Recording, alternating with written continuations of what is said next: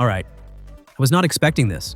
The iPhone 18 Pro and 18 Pro Max are starting to look less like a routine upgrade, and more like Apple quietly cooking something big behind the scenes. Let's start with the one thing everybody actually cares about: battery life. The 17 Pro Max finally broke that 5,000 mAh barrier, which already made it one of the endurance kings. But now, the 18 Pro Max could push past 5,100 mAh. And the reason is hilariously simple. It's getting slightly thicker. We're talking about 0.5 millimeter, that's it. You won't see it, you probably won't feel it. But your battery percentage absolutely will. And this is interesting because phones like the Galaxy Ultra line have been sitting around 5,000 mAh for a while. If Apple goes beyond that, combined with iOS optimization, this thing could be an absolute monster for battery life. We're talking longer streaming, longer gaming, longer doom scrolling at 2 a.m. when you said you'd sleep early. But here's where it gets smarter. It's not just a bigger battery. Apple is reportedly upgrading its internal connectivity hardware, the new C2 modem, and next-gen network components. Basically, better efficiency when you're on 5G, Wi-Fi, or even just idling in your pocket.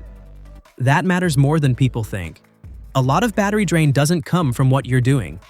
It comes from your phone constantly trying to stay connected. If Apple tightens that up, the real-world gains could be massive.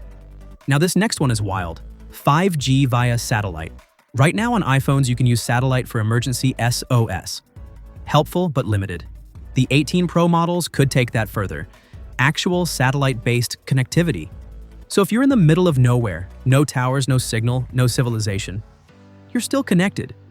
Desert, jungle, mountains, random road trip gone wrong, you're not completely cut off anymore. That's the kind of feature that sounds niche.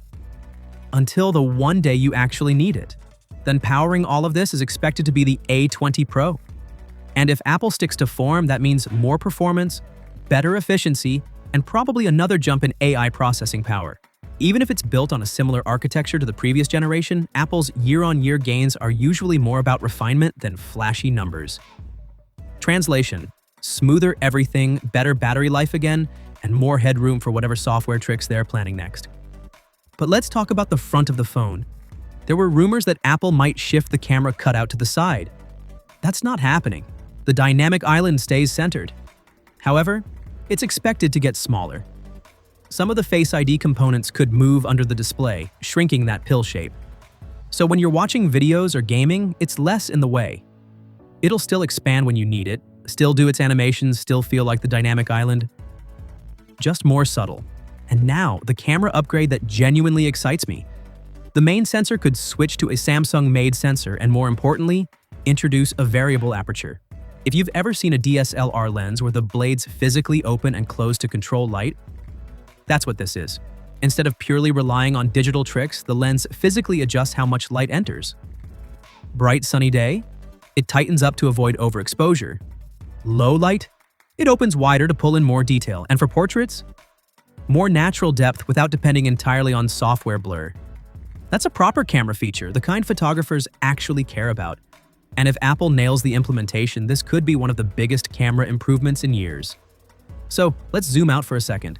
Bigger battery, smarter connectivity, satellite 5G, smaller dynamic island, a 20 Pro performance jump, and a variable aperture main camera. This isn't just a spec bump, it feels like Apple refining every major part of the Pro experience at once. Now here's what I want to know. If you could only pick one of these upgrades to have right now, which would it be? The bigger battery, the satellite connectivity, or that DSLR-style camera control? Drop it in the comments. If you enjoy breaking down leaks before they become reality, make sure you're subscribed. The next few months are going to get very interesting, and if even half of this turns out to be true, the iPhone 18 Pro lineup might be one of the biggest upgrades we've seen in a while. I'll catch you in the next one.